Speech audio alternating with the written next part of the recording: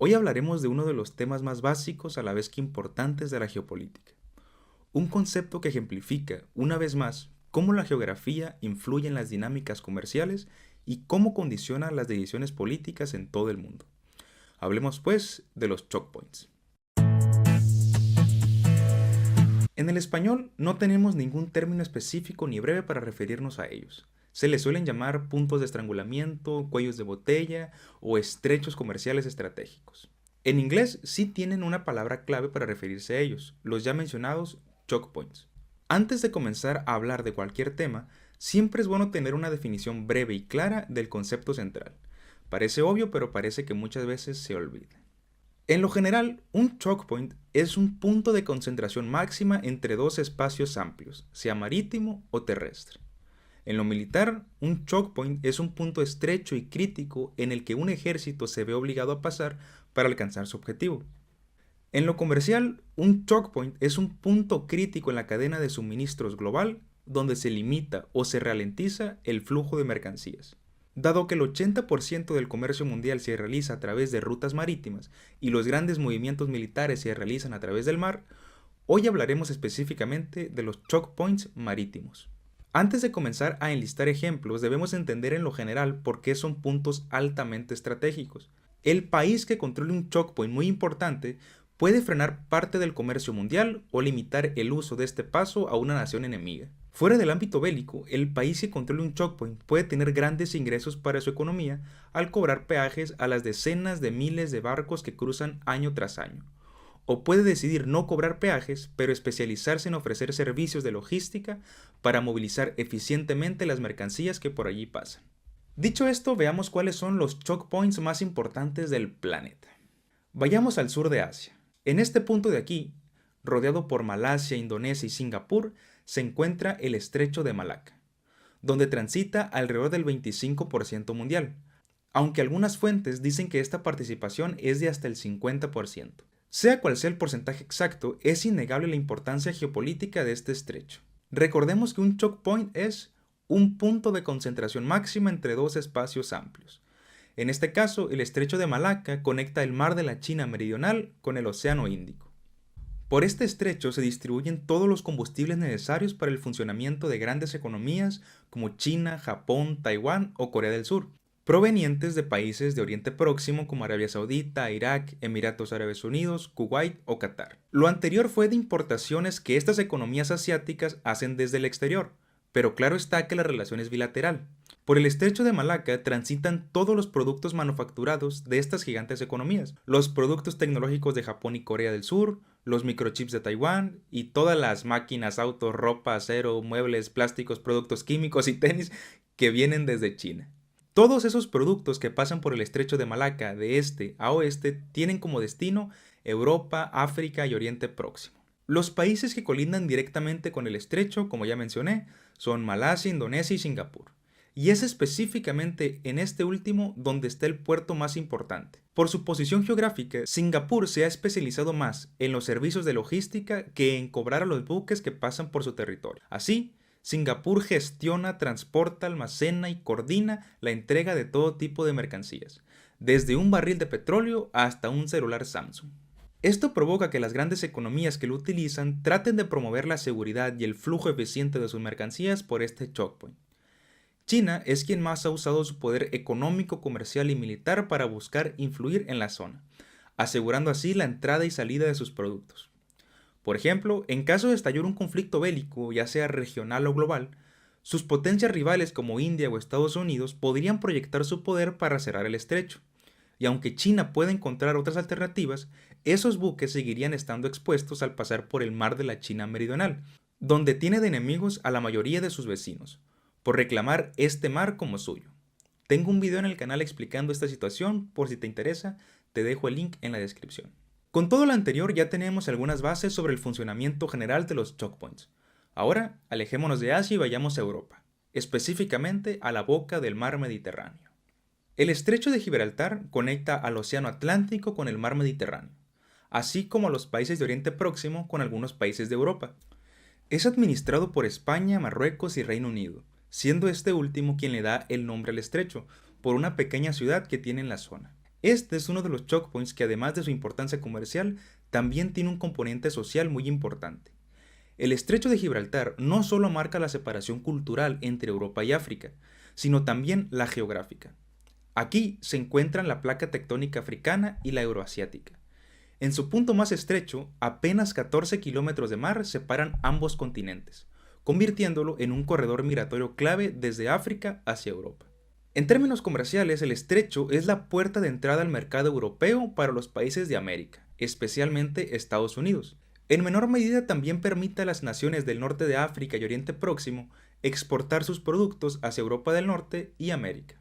Tanto el estrecho de Malaca como el de Gibraltar son choke points relativamente seguros y estables, con una fuerte vigilancia y control de las grandes potencias que lo utilizan. Ahora hablaremos de dos choke points que son más sensibles a conflictos geopolíticos y que además sufren intermitentemente robos de piratas y ataques directos contra los buques comerciales, lo cual podría, y de hecho, afecta el tránsito del comercio mundial. Hablaremos de los dos al mismo tiempo porque se encuentran en los dos extremos de una misma ruta comercial en el Mar Rojo. Al sur se encuentra el estrecho de Bab el-Mandeb. Los países que lo administran son Djibouti y Eritrea por la parte africana y Yemen por la parte asiática. El estrecho de Bab el-Mandeb conecta el Golfo de Adén con el Mar Rojo. Al norte está el Canal de Suez. El país que lo administra es Egipto y a través de él se conecta el Mar Rojo con el Mar Mediterráneo. Lo anterior es a nivel micro. A nivel macro, estos dos estrechos representan la ruta más rápida para conectar al Océano Atlántico con el Océano Índico, por lo que también son importantísimos cuellos de botella en el comercio mundial. Todas las exportaciones e importaciones que hace Europa de Asia pasan necesariamente por ambos estrechos. Estamos hablando del petróleo de Arabia Saudita, de Emiratos Árabes Unidos, de Irak, etc. Además de todos los productos manufacturados de China, India, Corea del Sur, Japón, etc. Ahora, en cuanto a su sensibilidad geopolítica, hubo un periodo entre 2008 y 2012 que se realizaron numerosos ataques de piratería a buques que pasaban por el estrecho de Bab el-Mandeb. Estos ataques eran realizados principalmente desde Somalia y comenzaron a disminuir luego de que las grandes potencias europeas y Estados Unidos desplegaran todo su poder militar para repelerlos y controlar la zona. Esto a través de la conocida Operación Libertad Duradera. Y bueno, ya deshumanizados y catalogados como terroristas, Estados Unidos se ocupó de asesinar a diestra y siniestra líderes islámicos, pero ese es otro tema. Definitivamente esta presencia militar tan fuerte logró asegurar los intereses comerciales de Estados Unidos en este estrecho.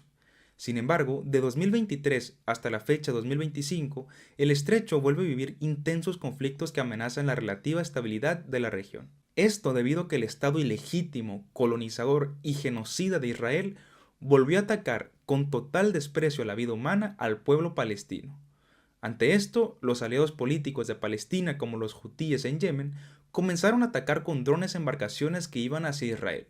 Esto para afectar a su economía, así como para evitar la llegada de ayuda militar extranjera hacia Israel, convirtiendo a la región en un campo de batalla y provocando que algunos buques buscaran rutas alternativas, siendo rodear el continente africano la única opción real y provocando una ruta menos eficiente y más costosa. En cambio, el Canal de Suez de Egipto es una zona mucho más tranquila. Esto se puede deber a que solo es un país quien lo administra y que los grandes enfrentamientos se dan en el extremo sur del Mar Rojo. Egipto, a diferencia de Singapur, sí cobra peajes a los barcos que cruzan por el canal. Entre 2023 y 2024, el Canal de Suez generó poco más de 8.000 millones de dólares para Egipto. Para comparar esta cifra, es más de lo que el país gasta en defensa, en salud o en educación. Ahora, vayamos al otro lado de la península arábica, para analizar otro choke point fundamental en el comercio mundial. Hablamos pues del Estrecho de Hormuz. Este choke point a nivel micro conecta al Golfo Pérsico con el Golfo de Omán. A nivel macro, permite que lleguen los combustibles necesarios para que funcionen las grandes potencias asiáticas. Esto porque es la única ruta para que Irán, Irak, Kuwait, Emiratos Árabes Unidos, Qatar y Bahrein, todos miembros de la OPEP, puedan exportar su petróleo y gas al resto del mundo, especialmente con destino en Asia. Por supuesto que una zona tan activa, tan importante y con protagonistas tan antagónicos genera una serie de tensiones geopolíticas, siendo las tensiones entre Irán y Estados Unidos la más preocupante. Irán, quien se considera el guardián de este choke point, denuncia constantemente la presencia de fuerzas extranjeras en el estrecho, siendo la quinta flota estadounidense con sede en Bahrein la más fuerte de todas. Irán ha amenazado en varias ocasiones que, de iniciarse una operación militar estadounidense en la región, bloquearía el estrecho de Hormuz. Esto tendría como consecuencia inmediata un aumento en los precios del petróleo, seguido de posibles crisis económicas en los países más dependientes de los combustibles de esta región. Debido a lo anterior, sería necesario en Estados Unidos un líder fuerte, inteligente, pacifista y hacedor de negocios para disminuir las tensiones entre ambas naciones. Desafortunadamente, todavía este personaje mesiánico no ha llegado. Y en cambio tenemos a Donald Trump, quien en su primera administración asesinó a Soleimani, un importante general iraní. Y ahora, con su nueva fachada pacifista, amenaza a Irán que, de no llegar a un acuerdo sobre las armas nucleares, Estados Unidos actuará de otra forma no diplomática. La obsesiva fijación de Trump con Irán es muy sencilla en lo general. Si no neutraliza a Irán, este país islámico tendrá la capacidad de destruir al amo y dueño de Estados Unidos, el Estado de Israel. Y si algo caracteriza a demócratas y republicanos, es su posición sumisa ante los sionistas. Pero ya me desvié en extremo. Hasta este punto ya hemos visto los choke points con implicaciones verdaderamente mundiales, que, de bloquear su paso, tendría afectaciones globales. Ahora es momento de mencionar rápidamente otros choke points con implicaciones más regionales pero igualmente interesantes. El Canal de la Mancha conecta al Océano Atlántico con el Mar del Norte.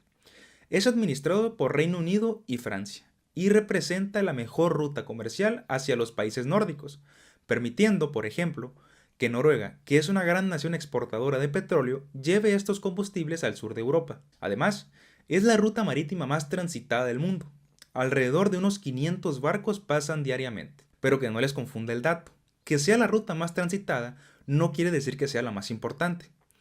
Es la ruta con mayor tráfico porque se movilizan muchas embarcaciones pequeñas de carácter turístico, como por ejemplo los ferries. Y también, por supuesto, buques comerciales y petroleros, pero no con tanto valor y volumen como los choke points antes vistos. Además, es una zona en extremo segura y libre de tensiones geopolíticas de mayor alcance. Sí, ahí se pelean Reino Unido y Francia por ver hasta dónde puede pescar cada uno. Reino Unido se queja de los migrantes que llegan a su país por esta ruta, pero en definitiva es más la colaboración que el conflicto.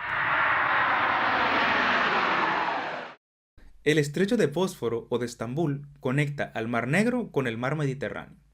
Para acabar pronto, es la ruta más eficiente para movilizar las exportaciones e importaciones de Rusia y Ucrania.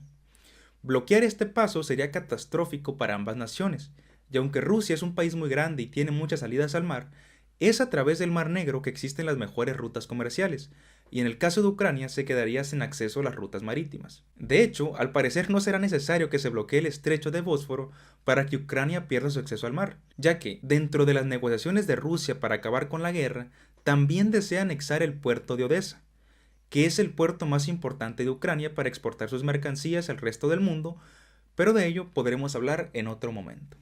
Alejémonos por fin del continente euroasiático y vayamos al continente americano, hacia el famoso Canal de Panamá. Este choke point se toma muy en serio la definición que vimos al principio. Es un trayecto con un largo de 82 kilómetros con una anchura promedio de apenas 200 metros. El Canal de Panamá conecta el Océano Pacífico con el Océano Atlántico, siendo la mejor solución al peligroso estrecho de Magallanes al sur de Argentina.